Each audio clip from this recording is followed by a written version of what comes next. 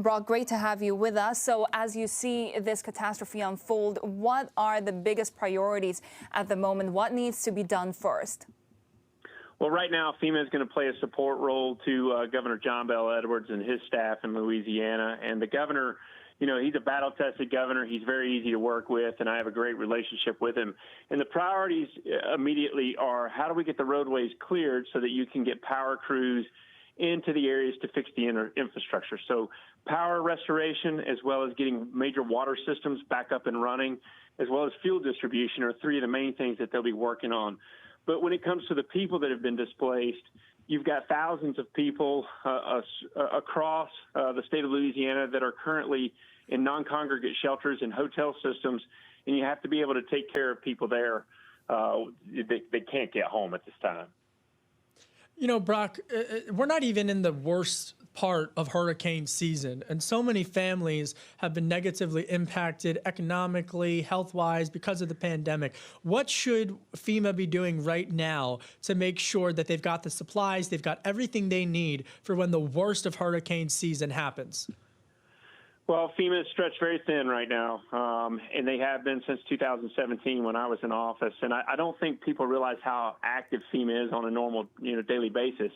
When I was in office from 17 and 18 to the early parts of 19, we basically had a new major disaster declaration or a new disaster declaration every 3 or 4 days, and that has not ceased all the way up through the pandemic and now today with Hurricane Laura. And you're exactly right. The height of hurricane season is September 10, right around the times we start thinking about 9/11.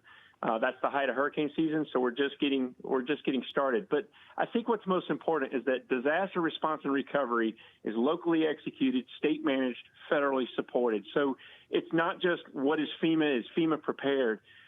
We've got to create a true culture of preparedness going forward in this country within our citizenry, from neighbor helping neighbor to teaching people first aid, to understanding how insurance works, to helping them understand how to become more financially resilient, all the way to the federal government. And yet I'm going to ask you about FEMA once again.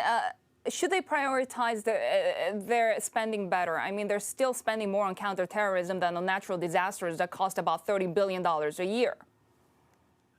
I'm not sure where that number is coming from, because, the money that has gone out of the disaster relief fund from 17 and 18, when I had to ask for 3 supplementals, was devoted specifically to disaster recovery. And then, with the most latest presidential disaster executive order that came from the president's office, that's going to go into fulfilling unemployment from those that are really struggling from the economic impacts of COVID-19.